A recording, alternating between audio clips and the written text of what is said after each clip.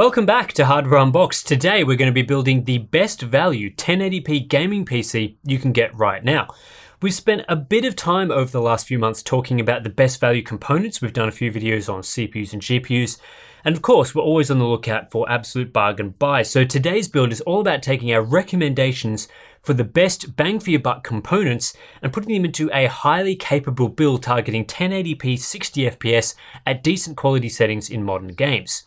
We already have a build video up on the channel for the best bang for your buck 1440p build, so if you're after a higher end system, we recommend checking that one out. But here we're focusing in on mid-range 1080p gaming for a low price. So let's start with the CPU, still a very obvious choice here for the best bang for your buck, and that's the Ryzen 5 2600. This chip is still available for $160 through Amazon and has been for the last few months, offering great performance thanks to its 6 cores and 12 threads, plus it supports overclocking right from the get-go.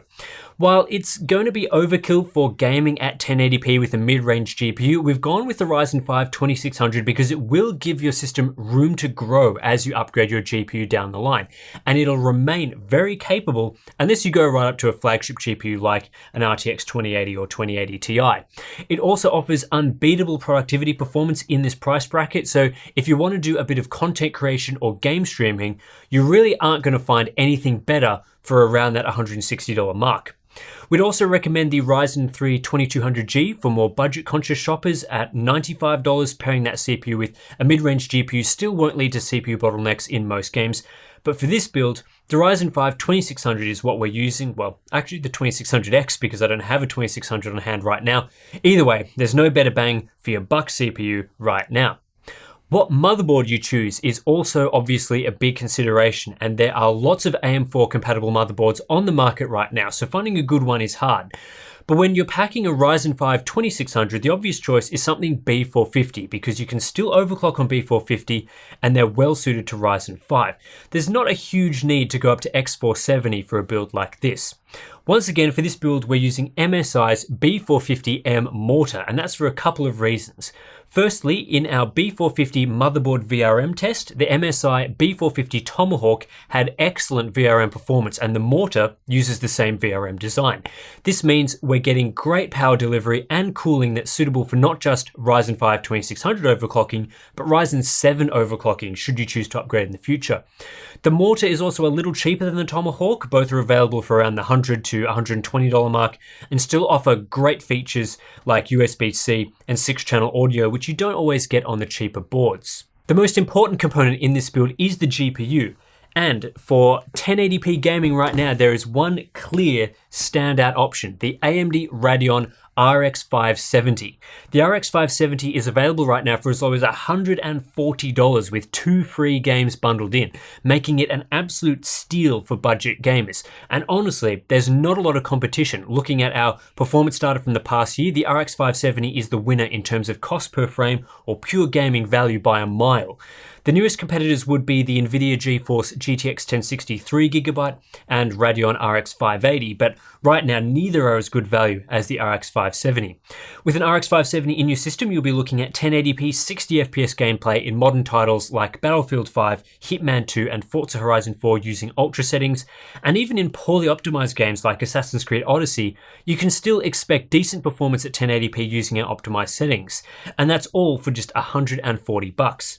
This exact model we're using here for this build is the Gigabyte Aorus RX 570. This was the cheapest RX 570 you could get in Australia, though you should always check with your local retailers to see which one is the best value for you. Currently in the United States, it looks like Power Color will sell you a Red Dragon RX 570 for below $150. So again, check your local retailers. For memory here, we've gone with 16 gigabytes of DDR4 3000 from Team Group. It was actually a big toss-up for this video between 16 gigabytes and 8 gigabytes.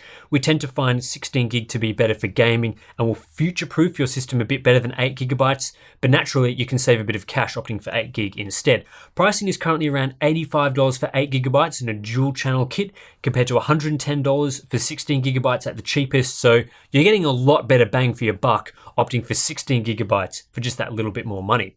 Here we're using Team's T-Force Nighthawk RGB memory because it looks cool for the completed build, though if you're not after RGB lighting, you can save a few dollars, but we definitely recommend at least DDR4 3000 speeds for Ryzen, and make sure you also get a dual channel kit with at least 2 sticks. For the rest of the components, we recommend using the Wraith Stealth box cooler that comes with the Ryzen 5 2600, but our review sample didn't come with one. So instead of using the super cheap CryoRig M9A, as the stuff falls down in front of me here, that just costs all of $20 and basically will suit our cooling needs just fine. For storage, we figure a lot of you guys building a system, you like to configure with either whatever you had in your old build or a selection of SSDs and hard drives that meets your needs. So this part is, I guess, fully up to you, but for us, we're using the Team T-Force Delta RGB SSD in a 250 gig capacity. If you don't already have a boot SSD, this is actually very affordable at the moment. It's a basic yet capable SATA drive, and it's currently available for just $50, so it's a really good buy there. The RGB lighting is pretty cool as well. For the case, let's get this MSI motherboard box out of the way for just 1 second here. Here we're using the Deepcool Matrix 55 RGB. This is a seriously great buy for a budget case. It's just $75 and comes with 3 120mm RGB fans in the front, or it's available for as little as $45 with no fans. Clearly the RGB fan version is popular because it's currently out of stock at Newegg. Again though, we recommend shopping around to find something that you like that will fit into your budget. And for our build, we'll also be adding in an exhaust fan into this case. And finally, we have the power supply hiding behind here. You can't go past the Corsair CX550M. This thing can be found for as low as $50. It's 80 plus bronze certified and semi-modular, making it the perfect PSU for budget builders.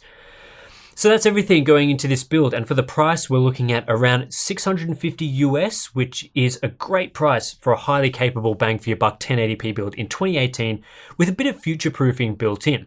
Us Aussies are looking at around $1,000 for a similar build from PC Case Gear, so again, that's a great price for this sort of gaming PC. Enough talk about the components though, let's get into the build process.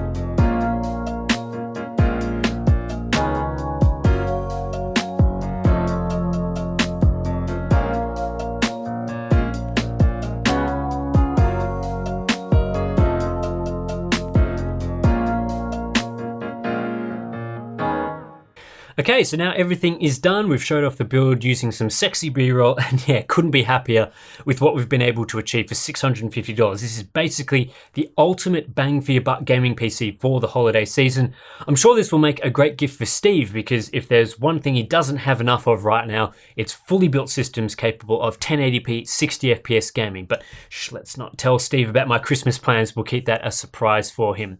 As for overclocking the Ryzen 5 2600 using this cheap cooler and the B450M mortar, we're looking at a 4.1 GHz all-core overclock at 1.33 volts with CPU temperatures around 85 degrees Celsius, which, considering the size of this cooler and its dirt cheap price, is a very good result.